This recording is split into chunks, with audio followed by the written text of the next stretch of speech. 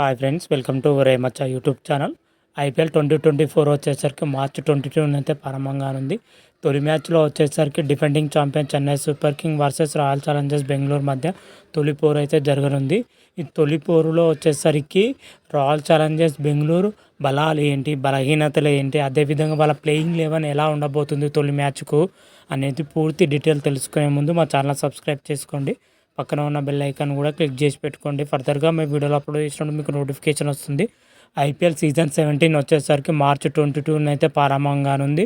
మార్చి 22 వచ్చేసరికి తొలి match defending champion Chennai super king versus royal Challengers Bengaluru మధ్య తొలి మ్యాచ్ అయితే జరగనుంది. తొలి మ్యాచ్లో వచ్చేసరికి ఇరు జట్లు సిద్ధంగా ఉన్నట్లయితే అందుతున్న సమాచారం. ఇప్పటికే 10 జట్లు మాత్రమైతే ఐపీఎల్కి అన్ని విధాలుగా సిద్ధమైనట్లయితే తెలుస్తున్న సమాచారం. తొలి మ్యాచ్కు రాయల్ ఛాలెంజర్స్ బెంగళూరు ఏ విధంగా ఉంటుంది, ఎలా ఉంటుంది అనేది చూసుకునే ముందు, రాయల్ ఛాలెంజర్స్ బెంగళూరు ఇప్పటి వరకు 16 సీజన్లు ఆడడం జరిగింది. 16 సీజన్లో ఒకసారి కూడా టైటిల్ గెలవలేకపోయింది.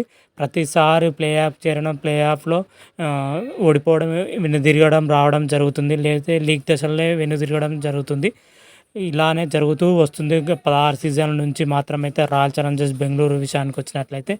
అయితే ఇటీవలనే ఉమెన్స్ ప్రీమియర్ లీగ్లో రాయల్ ఛాలెంజర్స్ బెంగళూరు టైటిల్ గెలవడం జరిగింది. అదే జోష్లో మన మెన్స్ ఐపీఎల్లో కూడా టైటిల్ గెలవడం లక్ష్యంతోనే బరిలోకి దిగుతుంది మెన్స్ టీం కూడా. ఈసారి అయితే చాలా స్ట్రాంగ్ టీంనే బరిలో దింకే అవకాశం అయితే కనిపిస్తుంది. ఎలాగైనా సరే ఈసారి టైటిల్ గెలవ లక్ష్యంతోనే రాయల్ ఛాలెంజర్స్ బెంగళూరు అయితే బరిలో దిగే అవకాశం అయితే కనిపిస్తున్నాయి.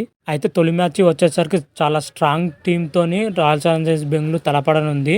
మరి స్ట్రాంగ్ టీం తగ్గట్టుగా టీం కాంబినేషన్ ఎలా ఉంటుంది, ఏ విధంగా ఉంటుంది అయితే చూడాలి. ముఖ్యంగా చెప్పుకోవాలంటే రాయల్ ఛాలెంజర్స్ బెంగళూరు ప్లేయింగ్ 11 ఎలా ఉండబోతుంది తొలి మ్యాచ్కి సంబంధించి మాత్రమైతే చూసుకుంటే, ఇక్కడ ఒక విషయం చెప్పుకోవాలంటే ఓపెనింగ్ పొజిషన్లో వచ్చేసరికి విరాట్ కోహ్లీ ఓపెనింగ్ చేసే అవకాశం తక్కువగానే కనిపిస్తున్నాయి. ఐపీఎల్ 2024లో ఓపెనింగ్ వచ్చేసరికి కెమెరాన్ గ్రీన్ ఓపెనింగ్ చేసే అవకాశం అయితే కనిపిస్తుంది ఫ్యాబ్ డు ప్లెసిస్ తోటి. మరి చూడాలి, తొలి మ్యాచ్తోని మనకు తెలుస్తుంది విరాట్ కోహ్లీ ఓపెనింగ్ చేస్తాడా లేదా అని. అయితే ఆర్సీబీ యొక్క ప్లేయింగ్ 11 మాత్రమైతే ఈ విధంగా ఉందని చెప్పుకోవచ్చు. ఓపెనింగ్ పొజిషన్లో చూసుకుంటే మాత్రమైతే Faf du Plessis and Cameron Green or Virat Kohli ఎవరో ఒకరు రానున్నారు. విరాట్ కోహ్లీ ఓపెనింగ్ వస్తే కెమెరాన్ గ్రీన్ మిడిల్ ఆర్డర్లో వస్తాడు, లేదా ఓపెనింగ్ చేస్తే విరాట్ కోహ్లీ వన్ డౌన్లో బరిలోకి దిగుతారు. ఆ తర్వాత మిడిల్ ఆర్డర్లో చూసుకుంటే Rajat Patidar, Glenn Maxwell, Mahipal Lomror and Dinesh Karthik middle ఆర్డర్లో రానున్నారు. తర్వాత చూసుకుంటే Anuj Rawat, Karan Sharma, Alzarri Joseph, Mohammed Siraj playing 11లో వీళ్ళకి మాత్రమైతే చోటు దొరికే అవకాశం అయితే కనిపిస్తుంది. వీరికి ఎక్కువ ఛాన్సులు దొరికే అవకాశం అయితే కనిపిస్తుంది. వీరికి ఇంపాక్ట్ ప్లేయర్గా వచ్చేసరికి సుయాస్ ప్రభుదేశాయ్, ఎస్ దయాల్, మయాంక్ దగర్ ఇంపాక్ట్ ప్లేయర్గా వర్క్ చేసే అవకాశం అయితే కనిపిస్తున్నాయి. ఓవరాల్గా మనం రాయల్ ఛాలెంజర్స్ బెంగళూరు ప్లేయింగ్ 11 చూసుకుంటే చాలా బాగుందని చెప్పుకోవచ్చు. డిసప్పాయింటెడ్ ఏదైనా కనిపిస్తుంది బౌలింగ్ విభాగంలో, చాలా డిసప్పాయింటెడ్ అయితే కనిపిస్తుంది. స్పిన్ విభాగం కానీ పేస్ విభాగం చూసుకుంటే చాలా డిసప్పాయింటెడ్ అయితే కనిపిస్తుంది. బ్యాటింగ్ పొజిషన్లో చాలా బాగుంది. అయితే రాయల్ ఛాలెంజర్స్ బెంగళూరు యొక్క బలాలు చూసుకుంటే, బలహీనతలు చూసుకుంటే ఏ విధంగా ఉందని అయితే చూద్దాం. తొలి మ్యాచ్కి ముందు మాత్రమైతే ముఖ్యంగా ఆర్సీబీ బలాల విషయానికి వచ్చినట్లయితే ఆర్సీబీకి అతిపెద్ద బలం బ్యాటింగ్ బలం అని చెప్పుకోవచ్చు.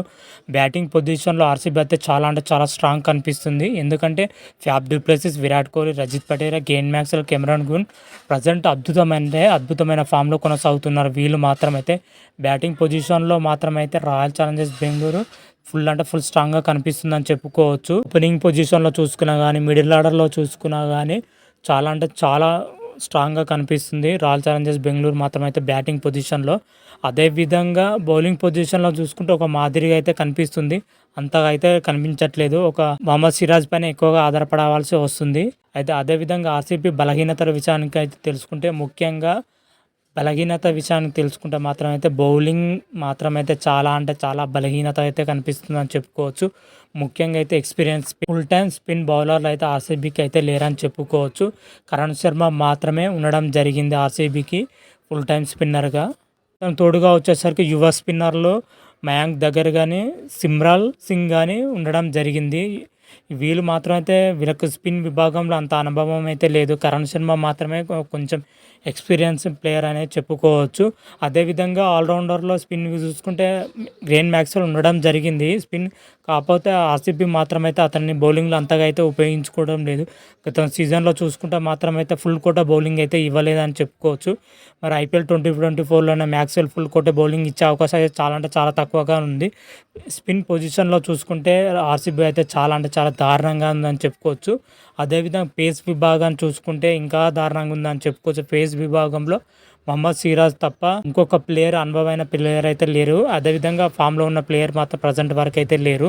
అసలు ఆర్‌సీబీకి పేస్ విభాగంలో చూసుకుంటే లాకీ ఫెర్గ్యూసన్ గాని, అలజర్ జోసెఫ్ గాని, రిచ్ టూప్లే గాని, ఎస్ దయాల్ గాని పేసర్‌లు ఉండడం జరిగింది. కానీ ఇప్పుడు ప్రెజెంట్ ఉన్న టూప్లే మాత్రమైతే గాయం నుంచి దూరం అవ్వడం జరిగింది. అదేవిధంగా ఫెర్గ్యూసన్ సుత ఇప్పటి గాయం నుంచి పూర్తిగా కోలుకోలేదు. Mohammed Siraj and Yash Dayal, Alzarri Joseph bowling కేటగిరీలో ఉండడం జరిగింది. వీళ్ళు ముగ్గురు మాత్రమే బౌలింగ్ ఆటలో గొప్పగా ఉండడం జరిగింది. వీళ్ళు ముగ్గురు రాణిస్తే ఆర్‌సీబీకి తిరుగుండదు. ఒకవేళ మాత్రమైతే బౌలింగ్‌లో మాత్రమైతే ఫెయిల్ అయితే మాత్రం ఆర్‌సీబీ ప్రతి మ్యాచ్‌లో ఓడిపోయే అవకాశాలు అయితే కనిపిస్తున్నాయి. ఎందుకంటే బ్యాటింగ్ ఎంత స్ట్రాంగ్‌గా ఉందో బౌలింగ్ అంత వీక్‌గా ఉందని చెప్పుకోవచ్చు ఆర్‌సీబీకి మాత్రమైతే. మరి తొలి మ్యాచ్ వచ్చేసరికి డిఫెండింగ్ ఛాంపియన్ చెన్నై సూపర్ కింగ్‌తోని తలపడనుంది. చెన్నై సూపర్ కింగ్ చూసుకుంటే అటు బ్యాటింగ్‌లోను, బౌలింగ్‌లోను చాలా అంటే చాలా స్ట్రాంగ్‌గా కనిపిస్తుంది. కంపేర్ టు రాయల్ ఛాలెంజర్స్ బెంగుళూరుతోని పోల్చుకుంటే మాత్రమైతే వాళ్ళు అన్ని విభాగాల్లో స్ట్రాంగ్‌గా ఉన్నారు.